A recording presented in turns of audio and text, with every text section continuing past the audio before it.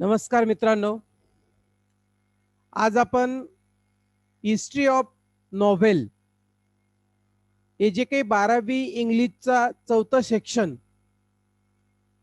मागच्या व्हिडिओमध्ये आपण सुरू केलं होतं आणि त्याच्यात आपण पार्ट फर्स्ट पाहिला होता. आज आपण पार्ट सेकंड पाहणार आहोत. हिस्ट्री ऑफ नॉव्हेल, ज्याच्यामध्ये नॉव्हेलला कधीपासून सुरुवात झाली, नॉव्हेलचं रायटिंग याच्या संदर्भातली माहिती आपल्याला दिलेली आहे. So let's start part 2. मुर्साकाई शिकिबु's Tale of Genji has been described as the world's first novel. The European novel is often said to begin with Don Quixote by Spanish writer Miguel de Cervantes, which was published in two parts between 1605 and 1615.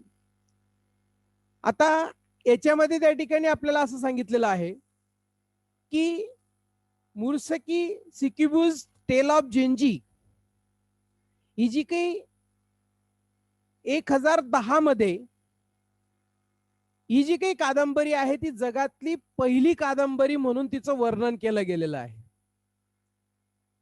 European कादंबऱ्या ज्या आहेत त्या सहसा 1605 ते 1615 या दरम्यान या दोन भागांमध्ये त्या प्रकाशित झालेल्या स्पॅनिश लेखक म्युगिल डी कॅर्व्हॅन्टिस यांच्या डॉन क्विक्झिटो सह सुरू झाल्याचे त्या ठिकाणी म्हटलं जातं.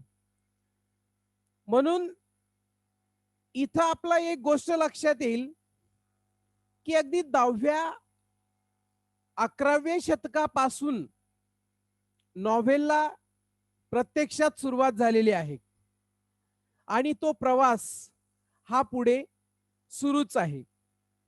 In 18th century, the appearance of newspaper and magazines attracted a large number of readers from the middle class.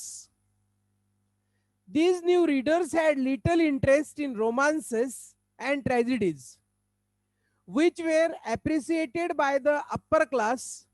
Thus, need for a new type of literature arose that would express the new ideas of 18th century.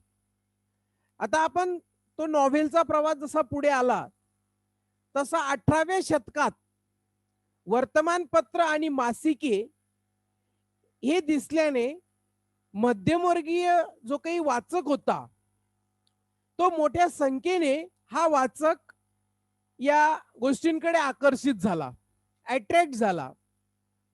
आणि जे नवीन वाचक होते, new readers, त्यांना प्रणय आणि शोकांतिका याच्यामध्ये फारसा काही रस नव्हता.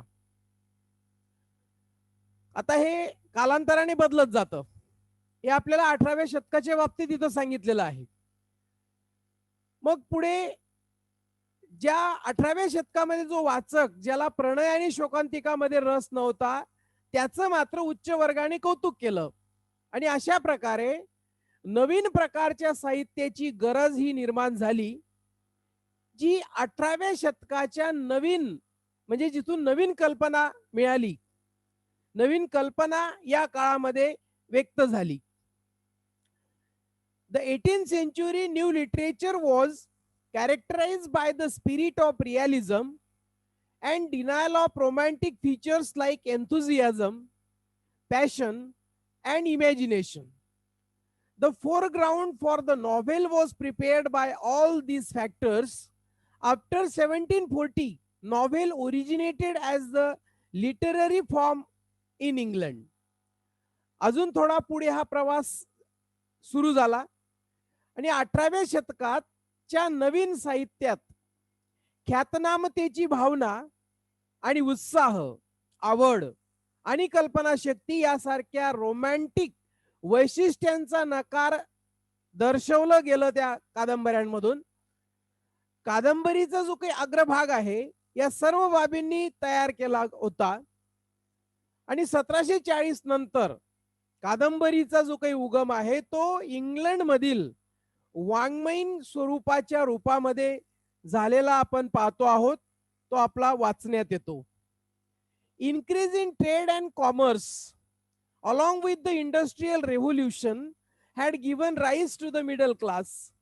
A class of people had emerged to occupy an elite status.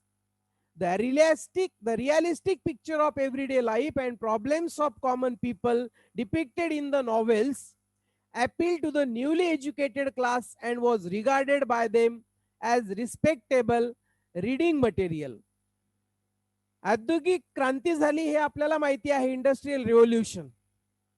त्याच्यात औद्योगिक क्रांतीबरोबरच व्यापार आणि व्यापारात वाढ झाल्याने मध्यम वर्ग जो होता त्याला चालना मिळाली आणि उच्चभ्रू दर्जा मिळवण्यासाठी एक वर्गातील लोक उदयास आले, म्हणजे स्पर्धा सुरू झाली. कादंबऱ्यांमध्ये चित्रित केलेले जे काही दैनंदिन जीवनाचं आणि सामान्य लोकांच्या समस्यांचं वास्तविक चित्र हे जे दाखवलं गेलं कादंबऱ्यांमध्ये, त्याच्यामुळे काय झालं की नवशिक्षित वर्गाला ते आव्हानात्मक वाटू लागलं आणि हे जे काही लिखाण आहे ते आपलं आहे, आपलं स्वतःचं आहे, पर्सनल असं वाटू लागलं आणि म्हणून ते साहित्य वाचकांना जास्तीत जास्त आवडू लागलं. Thus, novel as a form appears to have been designed for both to voice the aspirations of the middle and lower classes and meet their longings. The spread of machines could provide a time to the educated middle class for reading and discussion about the books. Drama and poetry were the two literary forms that were fading away. म्हणूनच एक रूप म्हणून कादंबरी मध्यम आणि जो काही निम्न वर्ग होता त्या वर्गांच्या आकांक्षा ऐकण्यासाठी आणि त्यांची उत्कट इच्छा पूर्ण करण्यासाठी दोघांसाठी त्या ठिकाणी ही तयार केली गेली. इथं यंत्राचा प्रसार सुशिक्षित मध्यम वर्गाला पुस्तकं जे काही वाचायची होती त्याच्यासाठी आणि चर्चेसाठी वेळ देईल असं वाटू लागलं. मग नाटक आणि कविता, ज्याला ड्रामा आणि पोएट्री म्हणतो आपण, त्यांचं साहित्यिक रूप हळूहळू काय होत गेलं, ढासळत चाललं होतं. Novel was a combination of some features of them and some new features were added to the form. It was the prominent form in the 18th century and onwards to encompasses the social, political and cultural happenings and scientific progress. कादंबरी ही त्यांच्यातील काही वैशिष्ट्यांचं संयोजन त्या ठिकाणी होतं आणि काही नवीन वैशिष्ट्ये या फॉर्म मध्ये जोडली गेली. मग 18व्या शतकातील जे काही सामाजिक, राजकीय आणि सांस्कृतिक घटना आणि वैज्ञानिक प्रगतीचा जो काही समावेश होता ते पुढे पुढे येत होतं. म्हणजे तो जो काही ती थीम होती त्याला पुढे धरून हा कादंबरीचा प्रवास पुढे जात होता.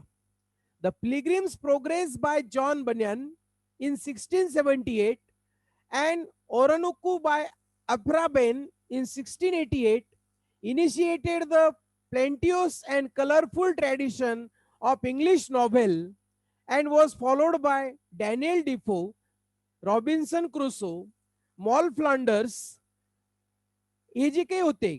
आणि याच्यानंतर Jonathan Swift's Gulliver's Travels, a famous satire. Other major novelists of 18th century are Samuel Richardson, Pamela or Virtue Rewarded, and Clarissa, both epistolary novels. Henry Fielding, Lawrence Sterne and Tabby Stolon. Henry Fielding, Lawrence Sterne and Tobias Smollett. आता यांचा जर आपल्याला विचार करायचा म्हटलं तर John बनियन यांनी जी 1678 मध्ये लिहिलेली पिलग्रिम्स प्रोग्रेस अँड ओरोनोको यांनी अफ्रा बेन इन 1688 यांनी इंग्रजी कादंबरींची जी काही विपुल आणि रंगीबेरंगी परंपरा होती ती सुरू केली. आणि त्यानंतर मग Daniel Defoe, Robinson Crusoe, Moll Flanders आणि जोनाथन स्विफ्ट त्यांचं जे गलिव्हर्स ट्रॅव्हल आहे एक ते प्रसिद्ध सटायर मानलं जातं. 18व्या शतकातील अन्य जे प्रमुख कादंबरीकार होते जसे सॅम्युअल रिचर्डसन, त्यांचं पामेला किंवा व्हर्च्यू रिवॉर्डेड आणि क्लारिसा, या दोन्ही कादंबऱ्या, त्याच्यानंतर Henry Fielding, Laurence Sterne and Tobias Smollett यांचे सुद्धा त्या ठिकाणी कादंबऱ्या या पुढे आल्यात. चार्ल्स डिकन्स, वॉल्टर स्कॉट, जे ज्याच्यामध्ये ट्रॅडिशन होतं. Tradition was enriched by many other stalwart novelists such as Charles Dickens, Walter Scott, Nathaniel Hawthorne, Horace Walpole, Thomas Hardy, Wilkie Collins and H.G. Wells. ही सगळी मंडळी यांनी अगदी चांगल्या पद्धतीने आपलं लिखाण हे पुढे नेलं. ज्याच्यामध्येच मी तुम्हाला सांगितलं की चार्ल्स डिकन्स असतील, वॉल्टर स्कॉट असतील, नॅथन हॅथॉर्न असतील, Horace Walpole, Thomas Hardy, Wilkie Collins आणि एच.जी. वेल्स यासारखे जे काही बडे बडे कादंबरीकार होते, त्यांनी एक जी परंपरा होती ती समृद्ध केली. पुढे 20th century, the 20th century is marked by the modern topic and innovative style and techniques and widened angles of the views by the novelists like E.M. Forster, James Joyce, Joseph Conrad, Henry James, George Orwell, Graham green. याच्यामध्ये 20व्या शतकात जे काही आधुनिक विषय होते आणि नाविन्यपूर्ण अशा प्रकारची शैली होती आणि तंत्र, आणि त्याच्यामध्ये ही जी काही तुम्हाला प्रख्यात कादंबरीकार दिसत आहेत स्क्रीनवर, ज्याच्यामध्ये ई.एम. Foster, James Joyce, Joseph Conrad, Henry James, George Orwell, Graham green, हे त्याच्याच सोबत D.H.. Lawrence, William Golding and Anthony Burgess, they widened the circumference of the genre by writing political, social, psychological and modern issues in their novels. There are immigrant authors like Salman Rushdie, India, V.S. Naipaul, Trinidad, Kazuo Ishiguro, Japan and many others. हे जे काही नॉव्हेलिस्ट होते, हे यांनी यांच्या या कादंबरीकारांच्या मतांच्या अगदी रुंद कोनातून यांनी चिन्हांकित केलेलं आहे.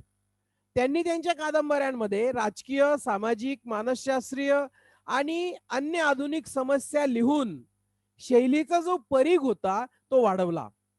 म्हणजे जस कादंबरी ही वाचकांपर्यंत कशी चांगल्या पद्धतीने पोहोचेल असा यांचा विचार होता, तसा त्यांचा दृष्टिकोन होता. सलमान रश्दी भारतातले, व्ही.एस. नायपॉल हे त्रिनिदाद मधले, काझुओ इशिगुरा जपानचे आणि इतर बरेच जरके कादंबरीकार होते, ते परदेशातून कायमचे वास्तव्य करण्यासाठी या ठिकाणी येऊ लागलेत. म्हणजेच यांना या ठिकाणी जे काही कादंबरीचं लिखाण होतं ते भावलं आणि ते त्यांनाही आवडलं आणि म्हणून तो वारसा पुढे नेण्याचं काम यांनी केलं. आपण दुसऱ्या भागामध्ये इथपर्यंतचा टॉपिक पाहिला. पुढे आपण याच्या पुढचा टॉपिक तिसऱ्या भागामध्ये पाहणारच आहोत. तोपर्यंत हा व्हिडिओ इतरांना शेअर करत राहा. थँक्यू.